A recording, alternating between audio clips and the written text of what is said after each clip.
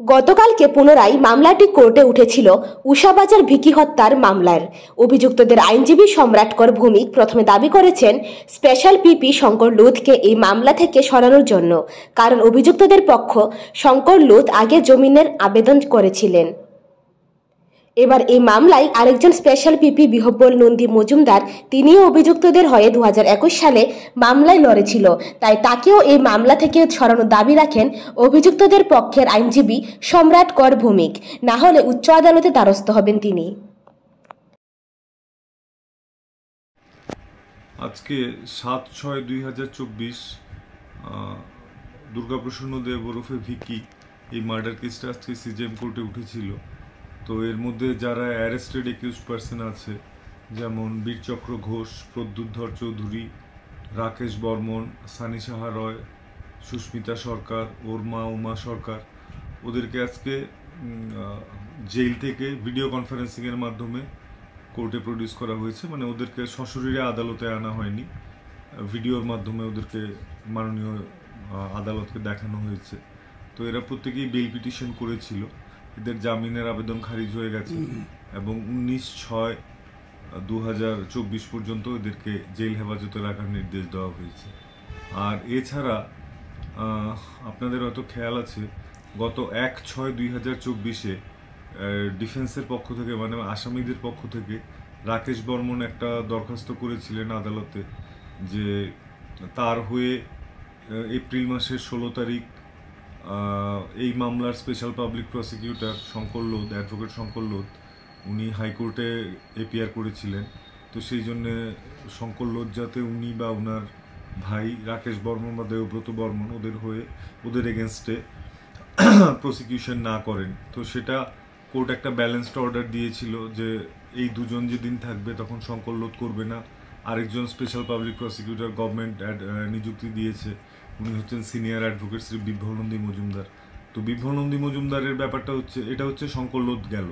আর Shri বিভ্বল Nandi Majumdar senior advocate, উনি 2021 সালে এই মামলার দুজন আসামি, একজন হচ্ছে বীরচক্র ঘোষ আর প্রভাকর ঘোষের নাম এফআইআরেও আছে, ওদের হয়ে 2021 সালে মামলা করেছিলেন এই আসামিদের হয়ে। তো বিভ্বল নন্দী মজুমদার যেই মামলাটা করেছিলেন সেটাও উষাবাজারের সিপিডাব্লিউডির অফিসের নেগোসিয়েশন রিলেটেড ব্যাপার নিয়ে, কোনো একজন কন্ট্রাক্টরকে ওরা অপহরণ করেছিল, থ্রেট দিয়েছিল, ওই সমস্ত অভিযোগ ছিল। তো সেই জন্যে বীরচক্র ঘোষ আর প্রভাকর ঘোষ এদের এগেনস্টে যাতে বিভ্বল নন্দী মজুমদার মামলা না করেন সেই দরখাস্ত আজকে আদালতে জমা দেওয়া হয়েছে বীরচক্র ঘোষের তরফ থেকে। তো আদালত বলেছেন যেহেতু মামলাটা পুরনো 1 নাম্বার, আর যেহেতু মামলাটা করেছিলেন অন্য আরেকজন, তো সেই জন্য ওই মামলার সঙ্গে এই মামলার কোনো সম্পর্ক নেই, অতএব শ্রী বিভ্বল নন্দী মজুমদার সিনিয়র অ্যাডভোকেট এই মামলা পরিচালনা করতে পারবেন স্পেশাল পিপি হিসেবে। কিন্তু আমাদের আরেকটা যুক্তি ছিল, বর্তমান এই ভিকি মার্ডার কেসের মেইন মোটিভ যেটা পুলিশ তুলে ধরছে সেটা হচ্ছে সিপিডাব্লিউডি, সেন্ট্রাল পিডাব্লিউডির অফিসের যে হিউজ কন্ট্রাকচুয়াল ওয়ার্ক থাকে প্রত্যেক বছর, সেটার ভাগ বাটোয়ারা নিয়ে ঝামেলা হওয়ার কারণেই ভিকি মার্ডার হয়েছে। আর যেই কেসটা বিভ্বল নন্দী মজুমদার জামিনের আবেদন করেছিলেন সেই কেসটাও সিপিডাব্লিউডির কন্ট্রাকচুয়াল ওয়ার্ক নিয়ে। তো সেই জন্য দুটো বিষয়ে সম্পূর্ণ মিল আছে। আর আপনি যদি আসামি হয়ে কোনো অ্যাডভোকেটের কাছে যান তো ন্যাচারালি আপনি আপনার অনেক ডিটেলস সিক্রেট আপনি বলবেন, অনেক গোপন কথা হয়তো আপনি বলবেন। তো সেই অ্যাডভোকেটই যদি 1 বছর পর বা 1 মাস বাদে যদি উল্টো হয়ে আপনার বিপক্ষে যদি দাঁড়ায় সরকারের হয়ে, তো সেটা আপনার সমূহ ক্ষতি, আপনার ক্ষতি হয়ে যেতে পারে। তো সেই জন্যে দরখাস্তগুলো করা হয়েছিল। তো chief judicial magistrate West Tripura Agartala উনি এই আবেদন গ্রাহ্য করেননি, উনি বলেছেন বিভ্বল নন্দী মজুমদার মামলা পরিচালনা করতে পারবেন। তো যেহেতু বীরচক্র ঘোষকে এবং অন্যান্য আসামিদের আজকে ভিডিও কনফারেন্সিংয়ের মাধ্যমে প্রডিউস করা হয়েছিল, তো সেই জন্য ওদের কোনো স্ট্রেট ইনস্ট্রাকশন আমরা নিতে পারিনি, কারণ ভিডিও কনফারেন্সিং হলে শুধু মাননীয় আদালত শুধু আসামিদের সঙ্গে কথা বলতে পারেন, আসামিদের কৌশলী বা অ্যাডভোকেট যারা আছে ওরা বিশেষ কোনো কথা বলতে পারেন না।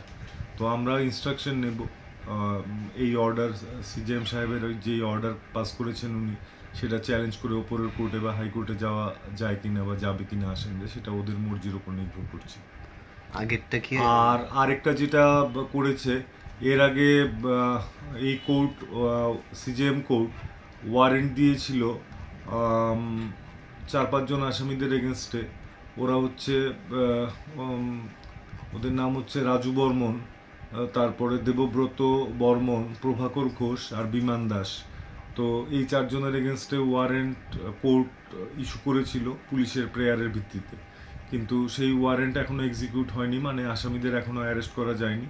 তো সেই জন্য কোর্ট বলেছে যে তাড়াতাড়ি অ্যারেস্ট করতে, আর পুলিশ বলেছে আমাদের আর একটু সময় চাই। তো আজকে এই পর্যন্তই হয়েছেন। এই মামলার নেক্সট ডেট হচ্ছে 19/6/2024।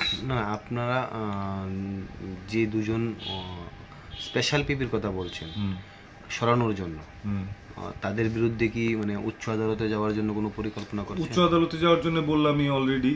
যেমন গত 1 তারিখ শঙ্কর লোধ, মাননীয় অ্যাডভোকেট শ্রী শঙ্কর লোধ, উনার হয়ে উনি রাকেশ বর্মন আর দেবব্রত বর্মনের হয়ে 16/4/2024 মাত্র হাইকোর্টে এই 2 জন আসামিদের হয়ে মামলা পরিচালনা করেছেন। আর মে মাসের প্রথম সপ্তাহেই ভিকি খুন হলো 30/4/2016-তে, এবং মে মাসের প্রথম সপ্তাহেই শ্রী শঙ্কর লোধ আসামিদের বিপক্ষে দাঁড়িয়ে গেলেন। তো এটাকে লয়ার ভাষায় বলে কনফ্লিক্ট অফ ইন্টারেস্ট। তো আমাদের মতে, কোর্ট কি বলবে শেষ পর্যন্ত আমরা জানি না, আমাদের মতে এটা বাঞ্ছনীয় নয়। কারণ এর মধ্যে আপনার নিজের অ্যাডভোকেটকে আপনি কনফিডেন্সে নিয়ে অনেক কথাই হয়তো বলেছেন, তো যেগুলো এখন সেই অ্যাডভোকেট যদি রিপোর্ট জনদর্পণ। আপনার